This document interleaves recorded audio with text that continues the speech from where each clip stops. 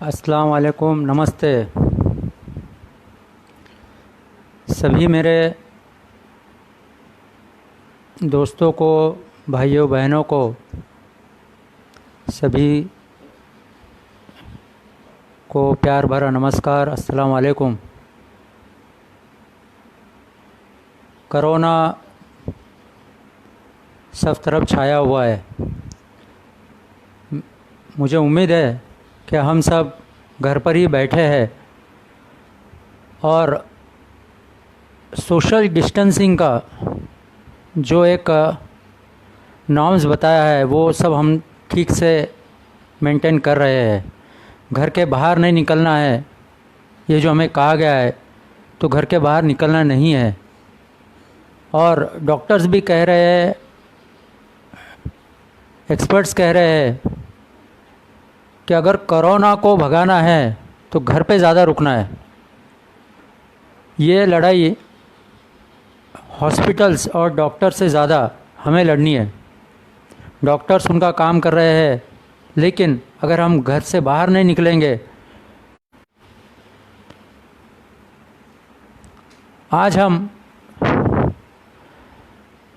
मुस्लिम समाज, अल्पसंख्यक समाज का क्या योगदान रहा है और आज के आए हुए चैलेंजेस को हम किस तरीके से, अल्पसंख्यक समाज, मुस्लिम समाज, ये किस तरीके से यह चैलेंजेस को देखता है। और ये चैलेंजेस जो है ये अभी के नहीं है। कुछ चैलेंजेस है कंटेम्प्रेरी है, करंट सिचुएशन में आए हुए हैं। लेकिन हम देखें तो अल्पसंख्यक समाज, मुस्लिम समाज, ये हर वक्त समाज के साथ खड़ा हुआ है, देश के साथ खड़ा हुआ है। हम बहुत पहले की भी बात करें, 1757, 1857, 1857, 1757 में भी ऐसा कुछ हुआ था जहाँ पर मुस्लिम नवाबों ने ब्रिटिशर्स को,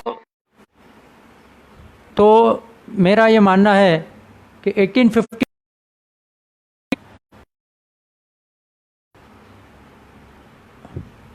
पहला फ्रीडम फाइट हुआ, वहाँ पर ज़्यादा से ज़्यादा मुस्लिम समाज के मौलवी, मौलाना, उलेमा, वो सब इसमें आए। आज भी ऐसे कई फ्रीडम फाइटर है जो गुमनामी में हैं, जिनके बारे में हमें पता नहीं है कि वो कहाँ हैं, उनके नाम तक आते नहीं हैं। लेकिन कई ऐसे बड़े बड़े नाम हैं जो हमें दिखते हैं।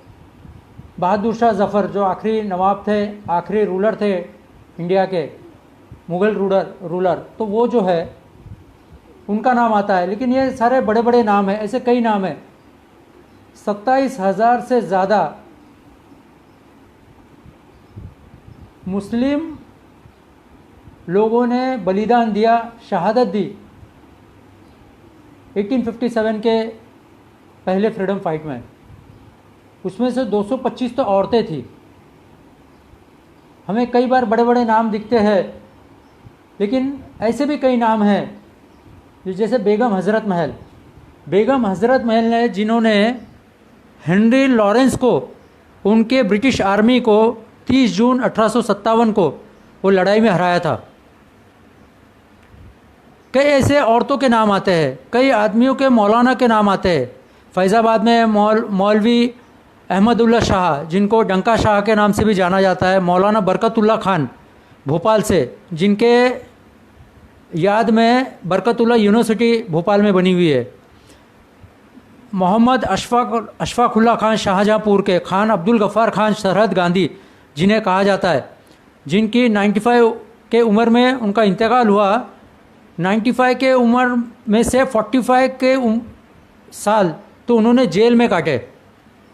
और ऐसे नाम हैं कि जिन लोगों ने शहादत दी लेकिन पता भी नहीं चला कि कहाँ गए।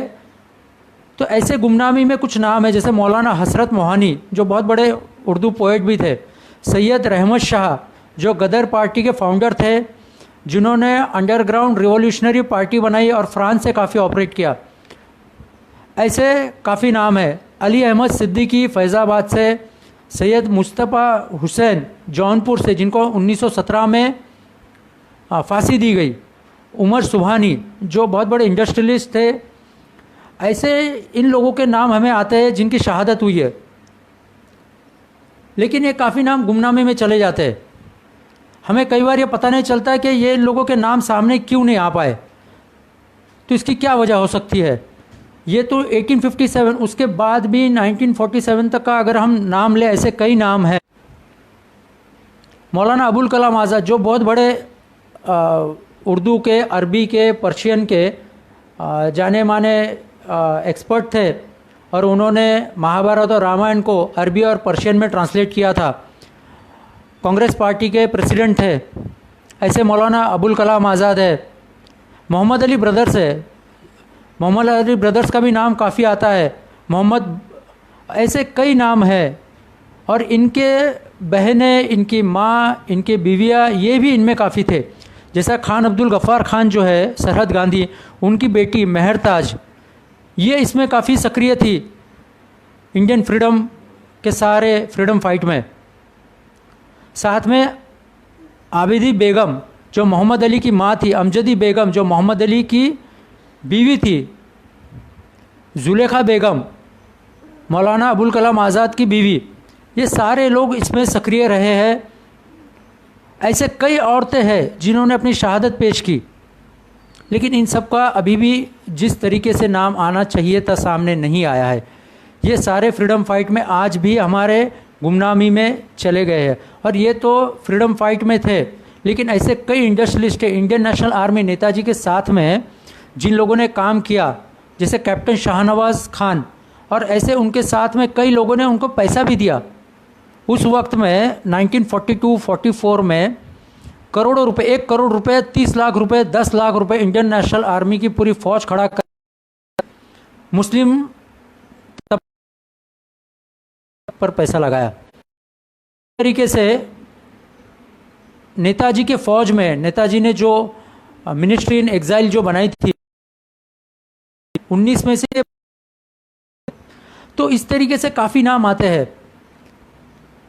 हमें काफ़ी एक नाम मालूम है, ये तो ऐसे नाम है हमें इस तरीके से आते हैं, लेकिन ऐसे भी कुछ नाम है कि जो लोग फ्रीडम फाइट के लिए अलग तरीके से लड़ रहे थे, जो रिफॉर्मिस्ट एक्टिविटी में थे, जिनका मानना था कि ब्रिटिश के कॉलोनियल राज तो ख़त्म हो जाएगा, ब्रिटिश आज नहीं तो कल चले जाएंगे। लेकिन उनका क्या होगा? जिन लोगों ने पढ़ाई लिखाई नहीं की है, जिन लोगों के पास हाथ में कुछ नहीं है, जिनके पास एजुकेशन नहीं है, तो ऐसे सोच वाले भी लोग थे। जैसे सर सैयद अहमद खान, उन्होंने एंग्लो ओरिएंटल कॉलेज की स्थापना की, और 1967 के बाद से वो काफ़ी एक्टिव है। लेकिन उनका मानना था कि हमें अगर मुस्लिम्स को एम्पावर करना है तो उनको एजुकेशन देने की बहुत ज़रूरत है। और उसके लिए उन्होंने ब्रिटिश के साथ में रहकर 1867 के बाद एंग्लो ओरिएंटल कॉलेज की स्थापना की। उसके बाद उन्होंने MOA कॉलेज अलीगढ़ में बनाया, और उसमें लॉर्ड लिटन नाम के एक जो शख्सियत वहाँ पे, ब्रिटिश शख्सियत वहाँ पर आए थे। उनका मानना था कि हमें ब्रिटिश गवर्नमेंट में जिस तरीके के ऑफिसर्स चाहिए, मुस्लिम ऑफिसर्स चाहिए, वो काम ये MOA कॉलेज करेगा। उसके जो फाउंडेशन लेइंग की सेरेमनी में उन्होंने लॉर्ड लिटन ने यह कहा था। सर सैयद अहमद खान का नाम हम सबको मालूम है। उसके बाद में वहाँ पे अलीगढ़ मुस्लिम यूनिवर्सिटी बनी, और आज भी काफ़ी माइनॉरिटीज़ और मुस्लिम्स के एजुकेशन में काफ़ी आगे नाम ये अलीगढ़ मुस्लिम यूनिवर्सिटी का लिया जाता है।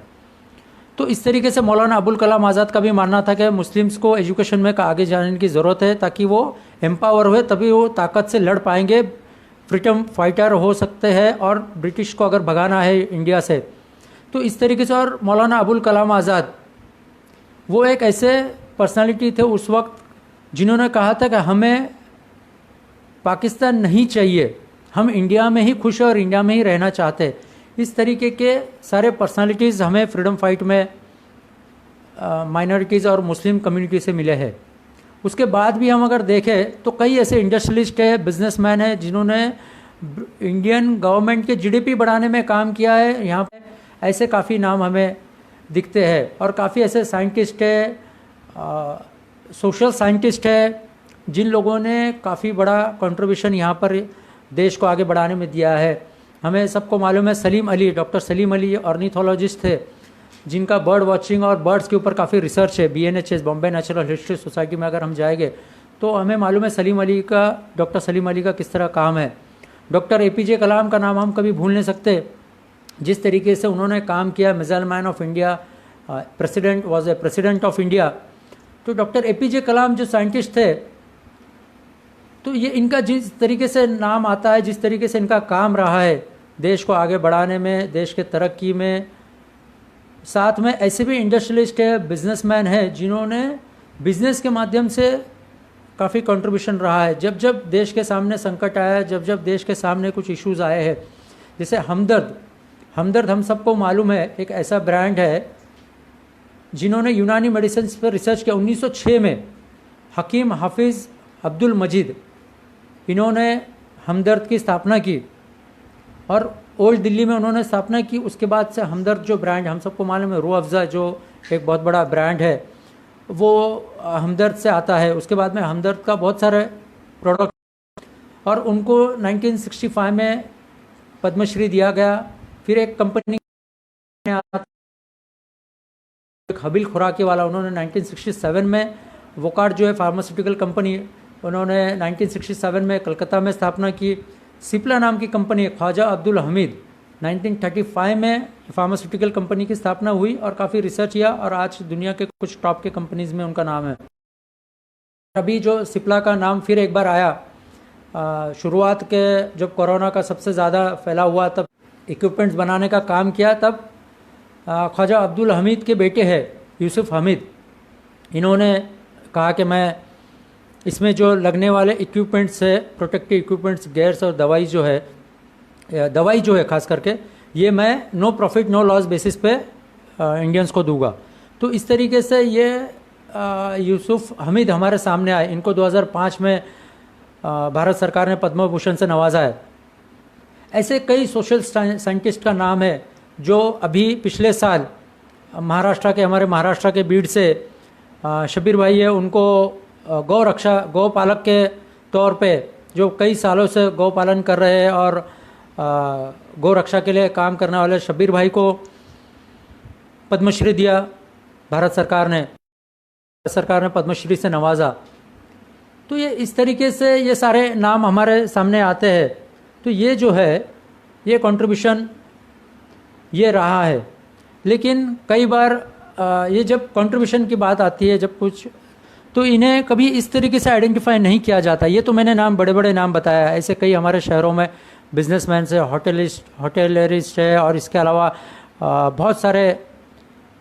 तो ये जो है हमने, लेकिन कभी ये लोग काम करते वक्त इन्होंने अपना नाम, अजीम प्रेम जी है, अजीम प्रेम जी जो बहुत बड़े आईटी में उनका नाम है, अजीम प्रेम जी का, ये अभी यहाँ से नहीं है, इनका तो स्टार्ट ही महाराष्ट्र के अमलनेर से हुई है।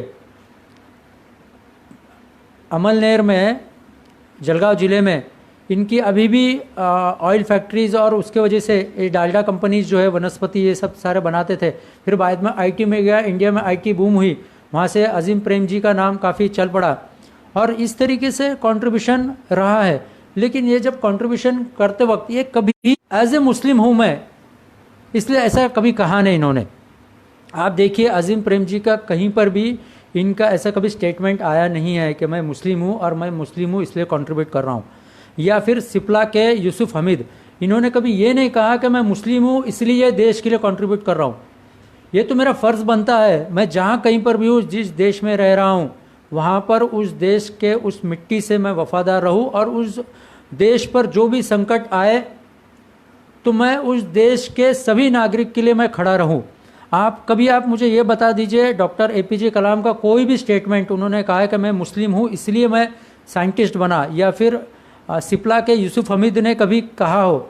ये तो यूसुफ हमीद का नाम तो ये अभी भी लोगों को ज़्यादा जान पड़ी है कि सिप्ला के ये ओनर है, सिप्ला के सीएमडी है, वोकार्ड के हबील खुराकी वाला जो बोहरा कम्युनिटी से आते हैं, बोहरा मुस्लिम है, तो उन्होंने कभी कहा नहीं है। लेकिन सलीम अली, आप कभी सलीम अली का स्टेटमेंट बता दीजिए, डॉक्टर सलीम अली जो ऑर्निथोलॉजिस्ट है, जब उनका इंतकाल हो गया है, तो उन्होंने कभी ये कहा है कि मैं मुस्लिम हूँ इसलिए मैं कुछ कंट्रीब्यूट कर रहा हूँ। ये ऐसा कभी इन लोगों के बारे में हुआ नहीं। और ऐसे कई इंडस्ट्रियलिस्ट है, ऐसे कई बिजनेसमैन है, मैं पर्सनली जानता हूँ कि जो अपने अपने तरीके से, अपने अपने तौर से बिजनेस कर रहे हैं और कंट्रीब्यूट कर रहे हैं, जो देश के रक्षा के लिए आगे आ रहे हैं, जो फ्रीडम फाइट में नहीं थे लेकिन देश के रक्षा के लिए अभी भी डिफेंस में काम करे, मिलिट्री में है, एयरफोर्स में है। आपको एक नाम कई बार हमें आता है, अब्दुल हमीद, जिन्होंने 1965 के वॉर में जिन्होंने 1965 के पाकिस्तान के साथ के वॉर में पाकिस्तान के टैंक्स को उड़ाया था।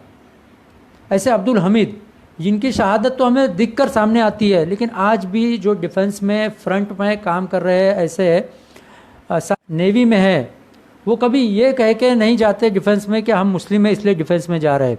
वो तो अपना फ़र्ज़ समझते हैं। हम जहाँ खड़े हैं, जिस मिट्टी में हम है, वहाँ पर हमारा फ़र्ज़ है कि हम उस देश के साथ खड़े रहे, उस मिट्टी का कर्ज अदा करें।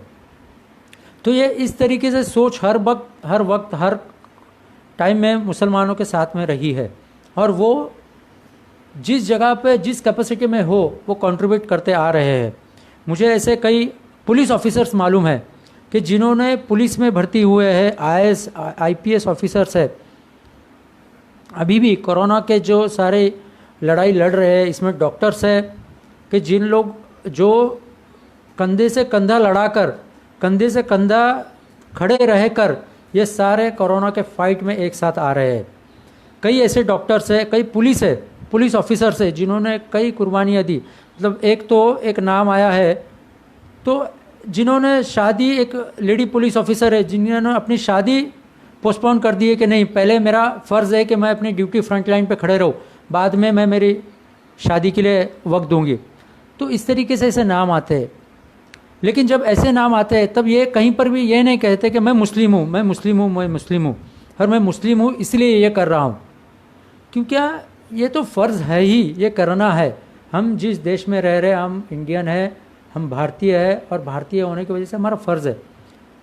लेकिन साथ में ये सारे जो बदलते हुए वक्त में पिछले मतलब 1947 से हम अगर बात करें तो काफ़ी वक्त बदला है, और मेरा खुद का भी पर्सनल अनुभव ऐसा रहा है।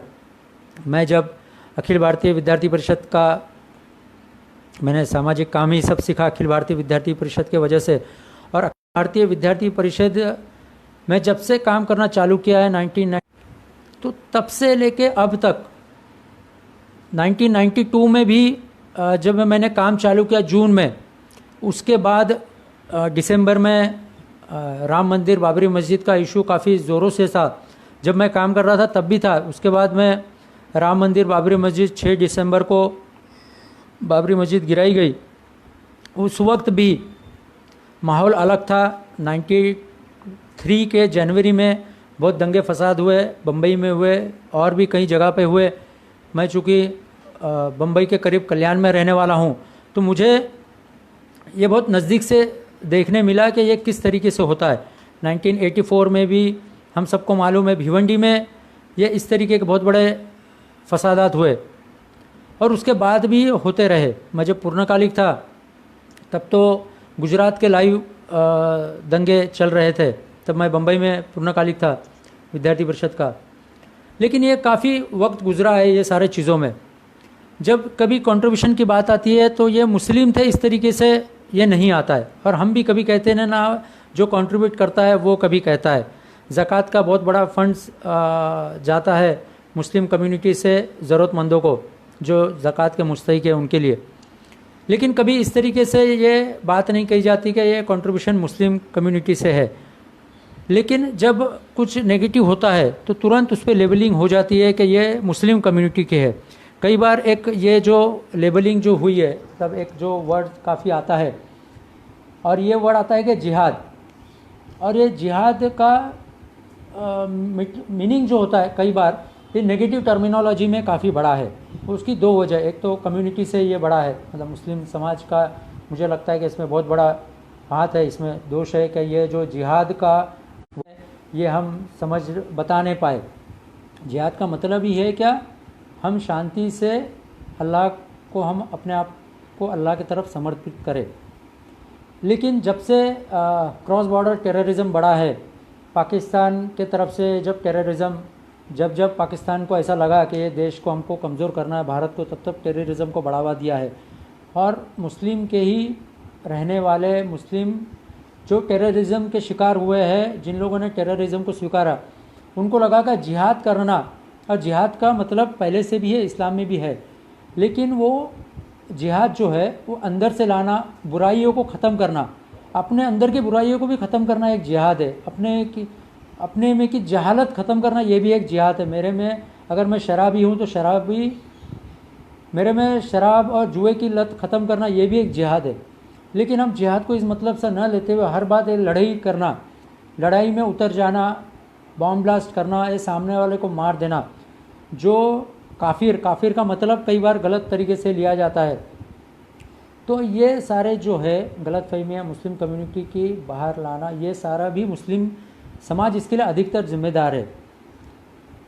तो ये सारे जो जिहाद करना है, इसमें ये नहीं कि सुसाइड करना है, सुसाइड तो इस्लाम में अलाउड ही नहीं है। लेकिन ये ऐसा लगता है इन्हें, जो टेररिज्म के शिकार हुए, टेररिज्म जिन्होंने अपनाया है और टेररिज्म के माध्यम से इस्लाम फैलाना चाहते हैं, इनको लगता है कि हम बॉम्ब ब्लास्ट करा देंगे तो हम जिहादी हो गए और हम अभी बहुत कुछ पा लिया हमने इस्लाम में, हमें कोई बढ़िया अल्लाह में कोई बढ़िया मकाम अता करेगा। लेकिन बहुत बड़े गलत फहमी में रहते हैं। ये तो सुसाइड करते हैं। सुसाइड को तो, ख़ुदकुशी को तो इस्लाम में हराम कहा गया है, तो ये तो अलाउड ही नहीं है। तो ये जिहाद का ये मतलब बहुत गलत तरीके से इस्लाम में और मुस्लिम ने लिया है। मैं तो खुद इसको बहुत बड़ा गलत मानता हूँ। साथ में ये जो मैं कह रहा हूँ, तो मैं देख रहा हूँ, जब मैं 12th स्टैंडर्ड में था, विद्यार्थी परिषद का काम किया। 2003 में मैं विद्यार्थी परिषद के काम रुकाकर अपनी निजी ज़िंदगी चालू किया। उसके बाद भी मैं सामाजिक जीवन में अभी भी हूँ और तब से मैं नज़दीक से देख रहा हूँ। और अभी मैं मुस्लिम राष्ट्रीय मंच का भी दायित्व है मेरे पास। कोंकण प्रांत का मैं संयोजक हूँ।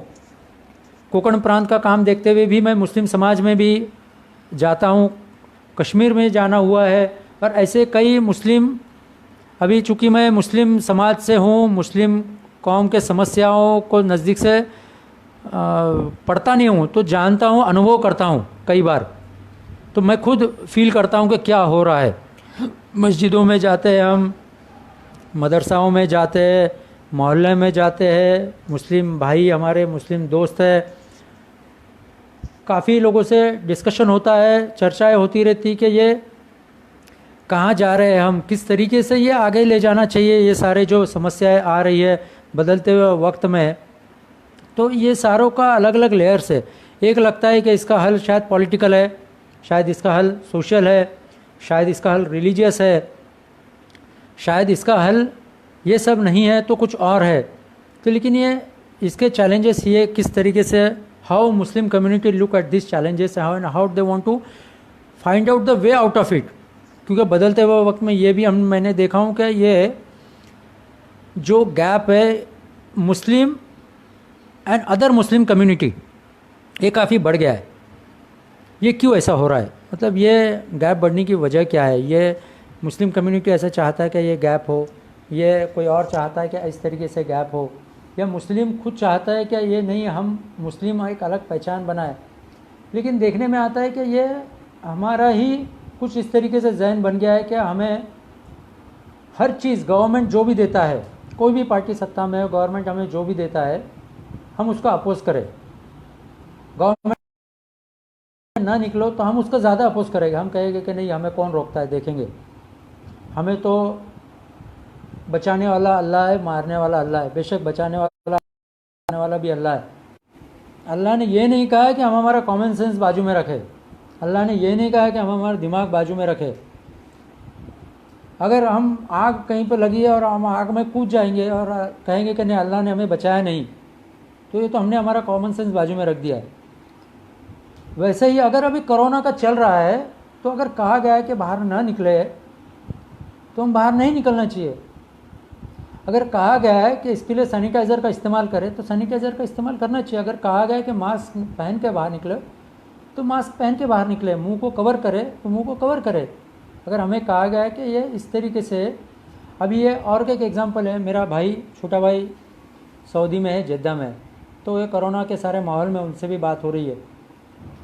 तो जब यहाँ पर मस्जिदों के लॉकडाउन के बारे में बात आई, तो उससे फ़ोन पे बात हुई कि उधर क्या कर रहे हैं, उधर लॉकडाउन का क्या सिचुएशन है। तो उधर कहा क्या, उधर तो पिन ड्रॉप लॉकडाउन है। Lockdown mean lockdown, lock. यहाँ पर मस्जिद में अजान हो रही है, मौलाना मुअज्जिन जाके नमाज़ पढ़ रहे हैं और एक हाथ कोई तो नमाज़ पढ़ रहा है। उधर lockdown means lock, nothing else. हरम शरीफ को लॉक किया गया है। मक्का के हरम शरीफ को कभी ज़िंदगी में किसी ने देखा नहीं। Lock means lock. उधर कोई नहीं, उधर का राजा, उधर का कस्टोडियन, जो राजा वहाँ के मक्का के कस्टोडियन होते थे, वो कोई नमाज नहीं पढ़ पा रहे वहाँ पर। 2 दिन पहले के फ़ोटो आए, उधर का सफाई कर्मचारी एक अकेला वहाँ पे नमाज़ पढ़ रहे हैं। तो ये इस तरीके से लॉकडाउन का मतलब है। लेकिन यहाँ पर हमने सेक्युलरिज्म के नाम पर, मुस्लिम्स ने कई बार सेक्युलरिज्म के नाम पर हमने उसका गलत फ़ायदा उठाया है। और पिछले 72 ईयर्स में, सिंस 1947 से हमें सेक्युलर कंट्री और माइनॉरिटी, ये माइनॉरिटिज़म का हमने गलत फ़ायदा उठाया है, सेक्युलरिज्म का गलत फ़ायदा उठाया, सही मतलब से ना करते हुए। और हर टाइम गलत, हम कमज़ोर है। कई बार हम गवर्नमेंट के फंड्स ले रहे हैं, हम गवर्नमेंट के इंस्टीट्यूट्स खड़े कर रहे हैं, एजुकेशनल इंस्टीट्यूट्स खड़े कर रहे हैं। लेकिन जिस तरीके से, जिस स्पीड से मुस्लिम कम्युनिटी ने एजुकेशन में आगे आने की ज़रूरत है, तो आज नहीं है। आप ये देखिए, सच्चर कमेटी ने भी ये कहा है।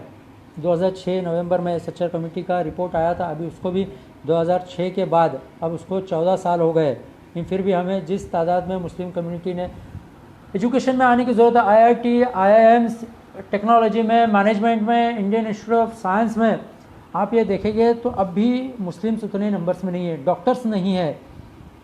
तो ये किस वजह से नहीं है? कि हमारा माइनॉरिटी एजुकेशन इंस्टीट्यूट्स नहीं है, शायद हमें मॉडर्न एजुकेशन नहीं चाहिए, या हमें इंग्लिश एजुकेशन नहीं चाहिए, या हमें जो कौम के साथ, देश के साथ रहने वाला एजुकेशन हमें आगे लेकर जाता है वो नहीं चाहिए।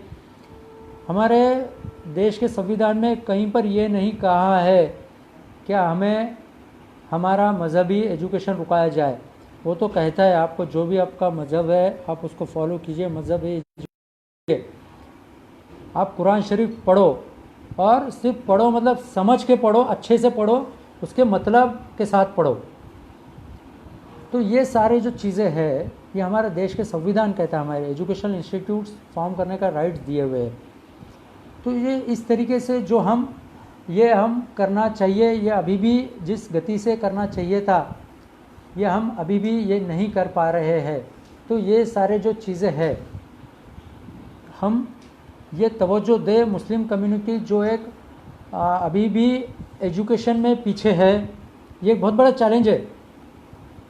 आप मुस्लिम मदरसों में बच्चे जाते हैं, 4% ऑफ मुस्लिम्स गोज़ टू मुस्लिम मदरसा ज़्यादा full time educational institute, residential institutes. लेकिन ये फुल टाइम रेसिडेंशियल इंस्टीट्यूट जो है उसमें 4% का आया। भी 4% भी जो फिगर आया है, ये मैं 2006 में, 2004 और 5 में जो सर्वे हुआ था उस टाइम का है ये। लेकिन ये 4% जो है, ये ऐसे डेटा लिया गया है जहाँ रजिस्टर्ड है, जो मैप्ड मदरसे है, ये मैप्ड मदरसे के ही फिगर्स आए। अनमैप्ड मदरसे है जिनका कहीं पर रजिस्ट्रेशन नहीं है, खुल गए, बच्चे जा रहे हैं। जो गरीब तबके से जो बच्चे हैं, जिनका फाइनेंशियल बैकग्राउंड अच्छा नहीं है, सोशल बैकग्राउंड से, लोअर इनकम ग्रुप से है, उनके बच्चे वहाँ पढ़ रहे हैं।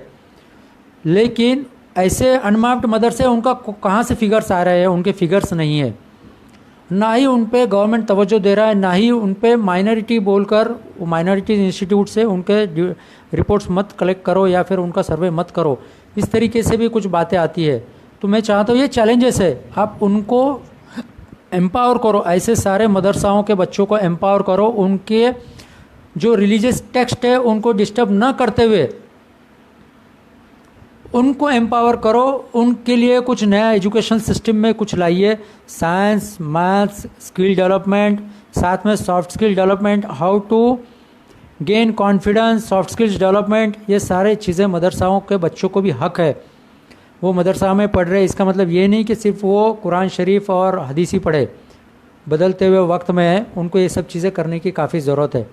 तो ये एक मदरसा में पढ़ने वाले बच्चे, ये itself is a big challenge in India, क्योंकि ये जब पढ़कर बाहर आते हैं तो ये add to unemployment, then they get into back into the Islamic educational ecosystem, जहाँ पे कुछ बच्चे जाते हैं अनएम्प्लॉयमेंट के चक्कर में आ जाते हैं।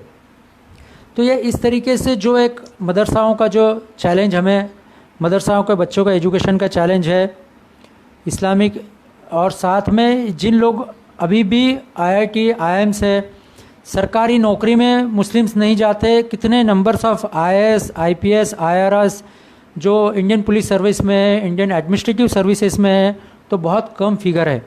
महाराष्ट्र में इंडियन एडमिनिस्ट्रेटिव सर्विस में मुस्लिम आईपीएस ऑफिसर्स है, आईआरएस है, लेकिन आईएएस एक केरल से आई हुई लेडी आईएएस ऑफिसर है। लेकिन ऐसे क्यों इतने कम फिगर्स में दिखते हैं? क्यों? क्या वो आगे लाने के लिए जिस तरीके का इकोसिस्टम, जिस तरीके का माहौल मुस्लिम लीडरशिप में से आने की ज़रूरत है, मुस्लिम लीडर्स ने, मुस्लिम सोशल एक्टिविटी करने वाले लोगों ने देने की ज़रूरत है, वो नहीं हो पाती है। कई बार एजुकेशन पे एक लेवल पर आकर रुक जाता है। 2019 में महाराष्ट्र गवर्नमेंट ने उर्दू मीडियम्स, उर्दू स्कूल्स के सर्वे किया है और उसके फिगर आते हैं कि जो बच्चे उर्दू स्कूल में पढ़े हैं ऐसे 100 में से 11 बच्चे 12वीं तक पहुंचते हैं, और जो बच्चे मराठी मीडियम से पढ़े हैं, जो मुस्लिम बच्चे उर्दू मीडियम में पढ़े हैं, ऐसे 100 में से 11 बच्चे 12वीं तक पहुंचते हैं, और जो मुस्लिम बच्चे मराठी मीडियम से पढ़े हैं वो ऐसे 100 में से 27 बच्चे आते हैं। ये स्टेट गवर्नमेंट ने Tata institute of social science के साथ में एक सर्वे किया है, उसका रिपोर्ट है ये, जो 2019 का लेटेस्ट ये रिपोर्ट है। तो ये सारे जो है फिगर्स आ रहे हैं हमारे सामने, जो मुझे ऐसा मानना है कि ये पॉलिटिकल लीडरशिप ने भी ध्यान देने की ज़रूरत है कि ये हम हर बार ये माइनॉरिटीज़, ये मुस्लिम ये माइनर है, but they are major forces. उन्हें माइनॉरिटीज़ कहकर हमें उनके पास हर टाइम इस तरीके से हमने इतने सारे चीज़ें लाकर खड़ा कर दिए कि वो कमज़ोर हो गए। हम देखिए, अगर हमारा एक पैर, हम अगर उसको यूटिलाइज़ करना बंद कर देंगे, उसको सिर्फ हम किसी लकड़ी के सहारे चलने लगेंगे और एक पैर हम नॉर्मली चलेंगे, तो वो एक पैर के मसल्स तो वीक हो जाएंगे। उसी तरीके से मुस्लिम्स को सारे पॉलिटिशियंस ने, including every political, across all political parties, कि कोई एक पॉलिटिकल पार्टी बची नहीं है हमारे इंडिया में जिन्होंने मुस्लिम्स को माइनॉरिटी कहा नहीं है। संविधान में कहा है, लेकिन माइनॉरिटीज़ कहते इतनी चीज़ें लाकर दे दी है कि आप कहने की ज़रूरत है कि they are not minor, don't tell them minor. उनको आप खड़ा कीजिए, आप उनको एम्पावर कीजिए, मेक देम मेजर। तो माइनॉरिटीज़, मुसलमानों को माइनॉरिटीज़ कहना बंद कीजिए पॉलिटिकल पार्टीज़ ने। उनको एम्पावर कीजिए एजुकेशन के माध्यम से, और मुस्लिम होते हुए हम बेनिफिट लीजिए, लेकिन इतना भी उसका मिसयूज़ मत करो ताकि दूसरी कौम ये कहेगी कि आप उनको इतना सब दे रहे हैं और दूसरे कौम पे अन्याय हो। हिंदूज़ है, मुस्लिम विद इन माइनॉरिटीज़ सिख है, विद इन माइनॉरिटीज़ क्रिश्चियन है, जैन है, ज्यूज़ है। तो ये इन सब के लिए भी हम मुस्लिम, ये चैलेंज नहीं होना चाहिए। मैं मानता हूँ क्या ये सारे जो चीज़ें हैं, ये किस तरीके से हम इसे फेस करेंगे। तो और ये सारे जो है, ये बदलते हुए वक्त में हम ये किस तरीके से देख रहे हैं। कोरोना का हमें कई बार ये भी एक सामने आ रहा है कि कोरोना का किस तरीके से हम इसका सामना करेंगे। ये हम लोगों ने कई बार ऐसा दिखता है क्या ये जो हो रहा है ये ठीक से हो रहा है कि नहीं। कोरोना के बीच में भी अभी एक फिगर आ गई, तबलीग जमात का काफ़ी जो हरकत की, लेकिन हम लोगों ने भी इसका काफ़ी, मुस्लिम समाज में इस बारे में नेगेटिव डिस्कशन हुआ कि तबलीग जमात ने ये जिस तरीके से गैदरिंग्स, मतलब 1 मार्च और मार्च ने जनवरी से ही ये पूरे देश भर में हो रहा था क्या, कोरोना का जो काफ़ी दुनिया भर में हो रहा था, लेकिन तबलीग जमात में इसमें तवज्जो नहीं दिया। Don't took it seriously. जिन्होंने सीरियसली लेने की ज़रूरत थी कि ये किस तरीके से ये होना चाहिए, तो ये सीरियसली लिया नहीं और लोगों को बुलाते गए मरकज़ पर हेड क्वार्टर जो है हज़रत निज़ामुद्दीन पे, मैं भी गया हूँ हज़रत निज़ामुद्दीन के मरकज़ पे। लेकिन ये इनके मरकज़ पे जो लोग आते हैं, तबलीग जमात के जो है, तबलीग जमात 1927 में बनी है। और मैंने एक थोड़ा सा इस पे किया हूँ, जब तबलीग जमात की फाउंडेशन हुआ 27 में, उसी वक्त 1925 में, और ये कंपैरिजन करने में मुझे थोड़ा सा ये मुझे मालूम नहीं ठीक है कि 1925 में राष्ट्रीय स्वयंसेवक संघ की स्थापना हुई नागपुर में। और ये बाद में ये काफ़ी तबलीग जमात ने ये जो लोगों को इकट्ठा किया, और बाद में मौलाना साद साहब भी ने जिस तरीके से बयानात आए, ये उन्होंने सीरियसली लिया नहीं कि कोरोना का क्या होगा। बाद में उसके सिम्टम्स पाए गए लोगों में, फिर कई लोग पॉजिटिव हुए, कुछ लोगों का इंतकाल भी होगा इसमें तो कोरोना के चक्कर में। लेकिन ये बहुत ही ध्यान देने की ज़रूरत है। मौलाना साद साहब और उनके फॉलोअर्स ने भी, मुस्लिम राष्ट्रीय मंच भी, ये जो हरकत की और ये जो नादानी की है उन्होंने, ये गलत है। लेकिन ये भी हमें ध्यान देने की ज़रूरत है। तबलीगी जमात ये जो ऑर्गेनाइजेशन है, ये मुस्लिम कम्युनिटी में मुस्लिम समाज के युवक जो भटके हुए, जो गलत तरीके से काम करते हैं, जो नशे में है, जो पढ़ नहीं रहे, उनके लिए भी काम करती है। मैंने देखा हूँ, मतलब मेरे पहचान में है, मेरे रिश्तेदारों में है कि जो लोग नशे में है तो उनका नशा दूर करने में काम किया है, जो लोग जुआरी है उनका जुआ ख़त्म करने के लिए काम किया है, जो लोग पढ़ने रहे उनके लिए फंडिंग दी है और उनको पढ़ाई के लिए भी आगे। तो इस तरीके से ये तबलीग जमात का, लेकिन ये हरकत जो उन्होंने की है और उसके बाद भी जो स्टेटमेंट आए, ये बहुत ही गलत है। मुस्लिम राष्ट्रीय मंच के का भी हमने इस जो मुस्लिम तबलीग जमात ने हरकत की है, ये बहुत ही गलत है। अब भी मुझे मेरा ये कहना है, मुस्लिम राष्ट्रीय मंच का प्रदेश का कोकण प्रांत का संयोजक के नाते, आप जहाँ कहीं पर भी है आप रिपोर्ट करो। आप पुलिस हॉस्पिटल में जाइए, आपके सिम्टम्स आ रहे नहीं आ रहे, आप खुद होकर जाकर करो पुलिस को कि हम जाकर आए थे। पुलिस आपके दरवाजे के आने की ज़रूरत क्या है? फिर आप पुलिस जब आती है तो आती है, वो उनके तरीके से आती है। फिर आप कहेंगे पुलिस हमारे दरवाजे पे आई है और हमारे ये सारा पॉलिटिकल सिस्टम को बदनाम करने की आप कोशिश करोगे। फिर आप पुलिस को बदनाम करने की कोशिश करोगे। पुलिस को, जैसा इंदौर में पथरावबाजी की आया कि डॉक्टर्स को आपने मार भगाया वहाँ से, तो ये सारा गलत हो रहा है। तो ये तबलीग जमात के सारे जो साथी है उन लोगों ने ध्यान देने की ज़रूरत है। आप रिपोर्ट करो, आप जाइए, आप इतना अच्छा जो काम कर रहे हैं उस पर पानी मत फेरो। आप ये काम कर रहे हैं। आज भी जो लोग कोरोना में जो प्लेटफॉर्म पे फंसे हुए हैं, यहाँ पर मेरे दोस्त हैं कल्याण में, जो लोग प्लेटफॉर्म पे फंसे हुए हैं, उनके लिए प्लेटफॉर्म पे जो गरीब है, जो लोग रह रहे हैं, जिनको घर नहीं है, उनको पका हुआ खाना ले जा कर दे रहे। मेरा दोस्त है जावेद सैयद जो तबलीग जमात से, तो वो खुद जा रहा है, वो खुद रोज़ रात को ले जाकर खाना दे रहा है, दोपहर में खाना बांट रहा है और पिछले कई दिनों से कर रहा है। लॉकडाउन है, उनको पुलिस का पास दिया हुआ है। तो ऐसे जो काम अच्छे काम कर रहे हैं वो भी बद तरीके से कोरोना के जो फाइट में तबलीग जमात आगे आए, ना कि इसमें नंबर्स बढ़ाने में। अभी ये इसमें मीडिया भी थोड़ी सी चालाकी करती है। ये जो गैप है, हिंदू मुस्लिम गैप बढ़ाने में मीडिया ये काफ़ी चालाक। अभी हर बार ये मीडिया में ये फिगर्स आ रहे हैं कि तबलीग जमात ने 30% फिगर्स है, तबलीग जमात के अलग से लिस्ट बन रही है। सारे मीडियाज़ और गवर्नमेंट में भी अलग फिगर बने हैं कि लिस्ट बन गई है तबलीग जमात के कितने नंबर्स थे। तो फिर ये इस तरीके से अलग लिस्ट बनी है। तो मेरा ऐसा कहना है कि ये ऐसा कुछ करने की ज़रूरत नहीं है, अलग से आइडेंटिफाई करने की। ये बढ़ रहे, ये नादानी से गलती से बढ़ी है, ये बहुत गलत बात है। प्रशासन को सपोर्ट करे तबलीग जमात और खुद आकर रिपोर्ट करे, ना कि पुलिस को वहाँ पर जाने की ज़रूरत पड़े।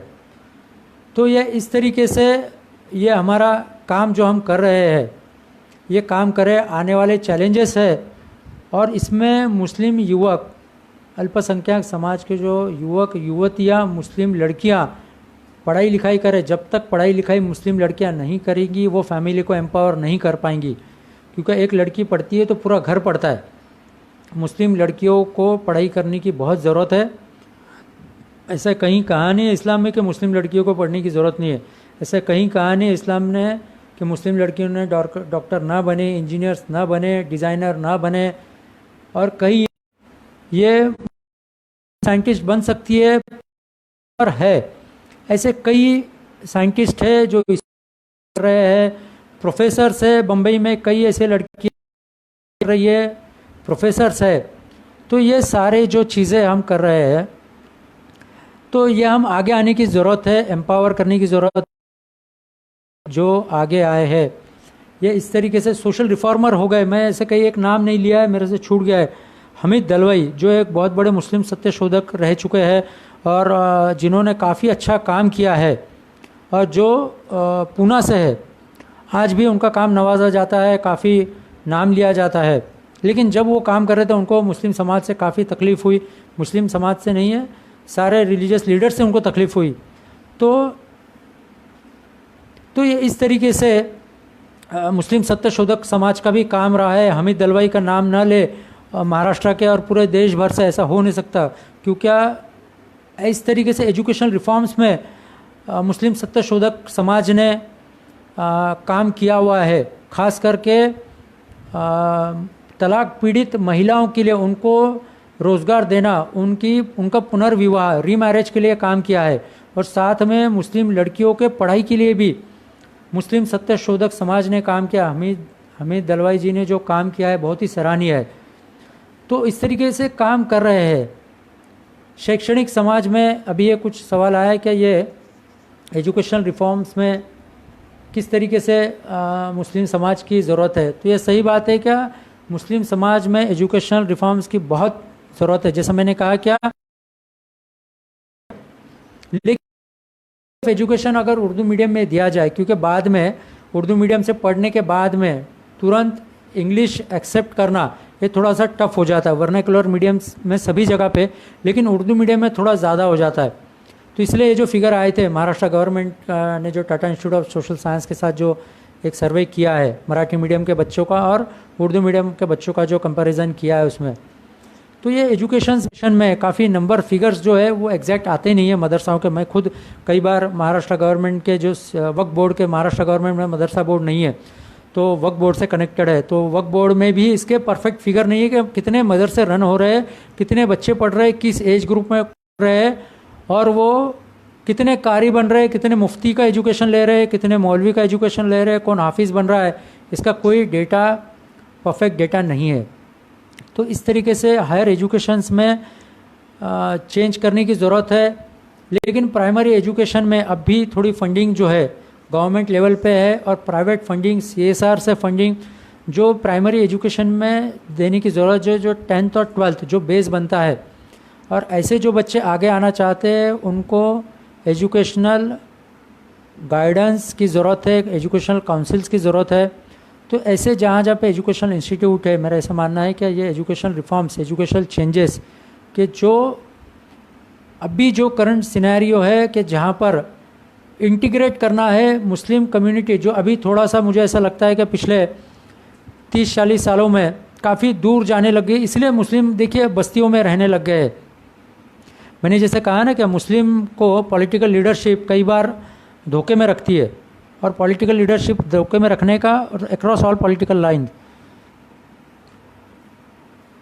तो ये जो हम पॉलिटिकल पार्टीज़ जो कर रहे हैं, मेजॉरिटीज़ और माइनॉरिटीज़ का जो गैप बढ़ा है, ये जो एक सवाल हमारे दोस्त महेश ने दिया है कि मेजॉरिटीज़ और माइनॉरिटीज़ ये जो है, ये दोनों ने मिलकर ये चेंज लाने की ज़रूरत है। लेकिन ये जो दोनों कम्युनिटी में ये जो मुझे देखने में मिलता है, कई बार मुसलमानों को डराया जाता है और कहता है कि देखिए आप दंगे होते, देखिए मुसलमानों के साथ क्या हो रहा है, हिंदू आपको काट रहे। कई बार मस्जिदों के बारे में बताया जाता है, ये इस तरीके से कह के हमें डराया धमकाया जाता है।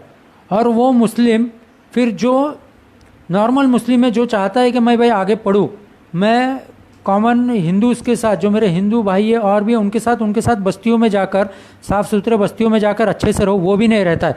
वो फिर डर जाता है, वो सोचता कि नहीं, क्या ये अभी हमारा तो मुस्लिम, ये तो हिंदूज़ मुझे मारने वाले हैं।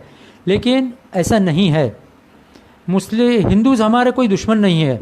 अब तक तो हम हिंदूज़ के साथ ही रहते आए, हिंदूज़ के साथ ही हमारी ग्रोथ हुई है।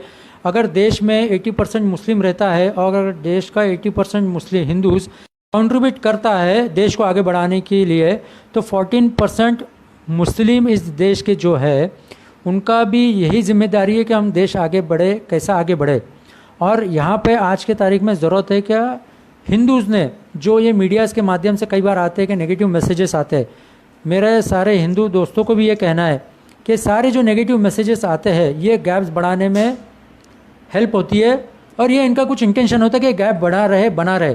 तो हिंदू भाइयों ने भी, मेरे जो हिंदू दोस्त हैं सारे फेसबुक पे है, ट्विटर पे है, ये देखिए किस तरह बहुत ही घटिया और वाहियात कभी कभी मैसेजेस आते हैं और ना ही कुछ वेरीफाई नहीं होता है, वो देखते भी नहीं है कि क्या है ये इस मैसेज में, लेकिन फॉरवर्ड कर देते हैं। मैं जिस व्हाट्सएप ग्रुप में भी उधर भी ऐसा होता है, फिर बताते हैं तो बोले नहीं नहीं हमें तो ये कहने का इंटेंशन नहीं था।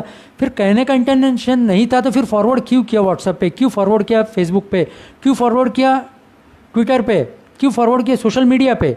Social media to bridge this gap, लेकिन ये लोग जानबूझकर, कई दोस्त है वो ऐसे देते, कोई इंटेंशन नहीं था।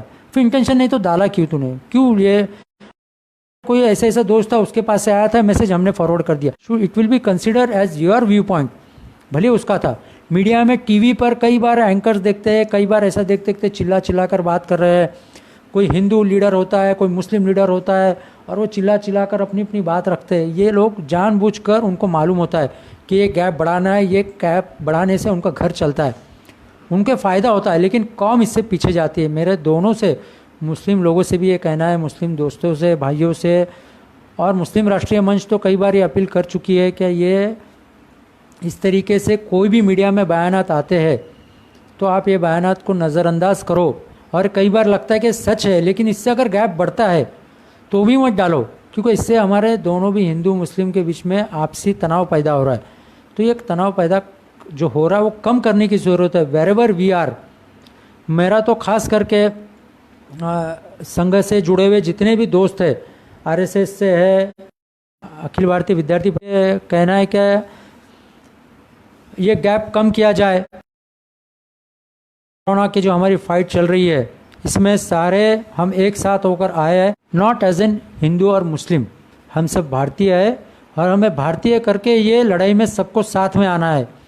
हम अगर हिंदू मुस्लिम करके बढ़ गए तो ये तकलीफ़ बढ़ने वाली है।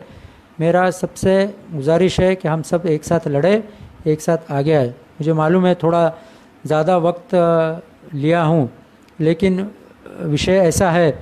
लेकिन साथ में मैं ये मेरी बात को ख़त्म करते हुए कुछ अल्फाज कहना चाहूँगा। लेकिन ये जो अखिल भारतीय विद्यार्थी परिषद भिवंडी के जो शाखा है, ब्रांच है, इन्होंने ये जो कदम उठाया और FB लाइव जो विद्यार्थी परिषद ने पूरे देश भर में जो किया है बहुत अच्छा है।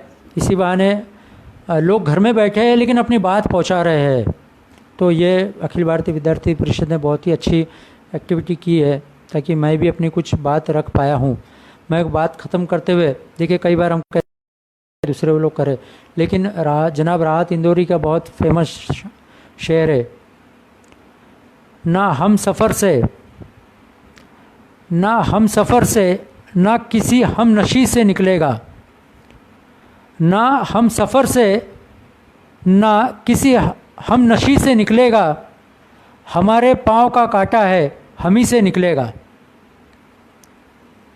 तो मैं अपनी बात ख़त्म करता हूँ। जय हिंद, धन्यवाद।